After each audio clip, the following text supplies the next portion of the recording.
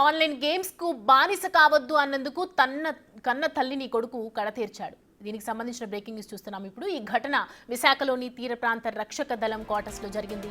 కన్న తల్లిని బలంగా కొట్టి చంపేశాడు. మృతురాలి భర్త ఇండియన్ నేవీ అధికారిగా గుర్తించారు.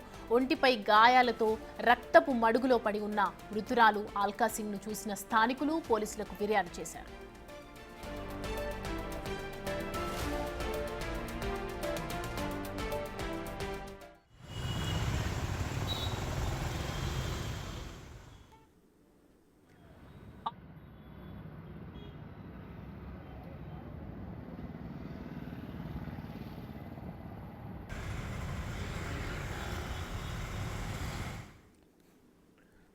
ఆన్లైన్ గేమ్స్ కు బానిస కావద్దన్నందుకు కన్న తల్లిని కొడుకు కడతీర్చాడు. ఈ ఘటన విశాఖలోని తీర ప్రాంత రక్షక దళం క్వార్టర్స్ లో జరిగింది.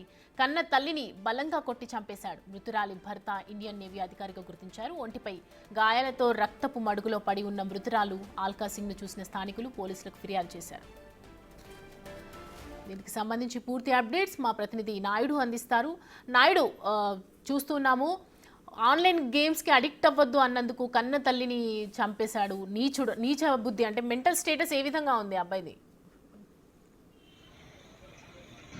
చూడొచ్చు సౌమ్య, పూర్తిగా విశాఖలో దారుణం చోటు చేసుకుంది. ఆన్లైన్ గేమ్స్ నిత్యం ఆడుతున్నాడని పిల్లాడిని అయితే పూర్తిగా తల్లి హెచ్చరించింది. ఈ నేపథ్యంలో తల్లిని ఆల్కా సింగ్ చంపేసిన ఘటన అయితే విశాఖలో కలకలం రేపింది. ఎందుకంటే ఇటువంటి ఘటన ఇది మూడో ఘటన అని చెప్తే మొన్న ఇటువంటి ఘటన ఒకటి జరిగింది. ఈ నేపథ్యంలో పూర్తిగా ఈ ఘటన కూడా చోటు చేసుకోవడంతో ఇది విశాఖలోనే సంచలనంగా మారింది. నిత్యం అయితే ఆన్లైన్ గేమ్స్ ఆడుతూ పిల్లలు దీనికి అడిక్ట్ అయిపోతున్నారు. ముఖ్యంగా ఇది మల్కాపురం స్టేషన్ పరిధిలో జరిగింది. ఆ ఏరియా అంతా ఎక్కువగా నేవీ ఉద్యోగులు, పూర్తిగా రక్షక దళాలు ఎంప్లాయీస్ ఎక్కువగా ఉంటారు. అలాంటిది పూర్తిగా ఒక నేవీ భార్య ఆల్కా సింగ్ కొడుకు పూర్తిగా గత కొందగాలకి ఆన్లైన్ గేమ్స్కి అయితే అలవాటు పడిపోయి ఈ నేపథ్యంలో పూర్తిగా తల్లి మందలించిన కొడుకు మారకపోవడంతో పూర్తిగా ఈరోజు మద్యం మత్తులో ఈ హత్య చేశాడని పోలీసులు అయితే నిర్ధారించారు. పూర్తిగా కేసు ఇంకా దర్యాప్తు జరుగుతుంది. పూర్తిగా మనం చూసుకుంటే స్థానికుల ఫిర్యాదుతో సంఘటనకి అయితే పోలీసులు చేరుకున్నారు.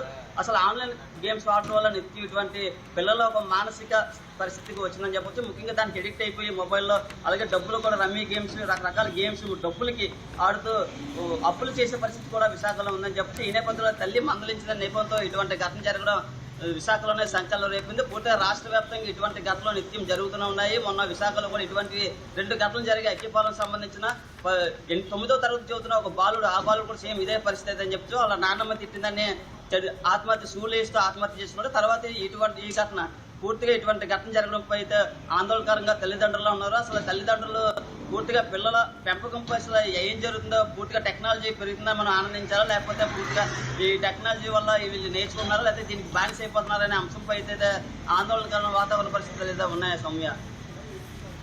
Thank you Naidu.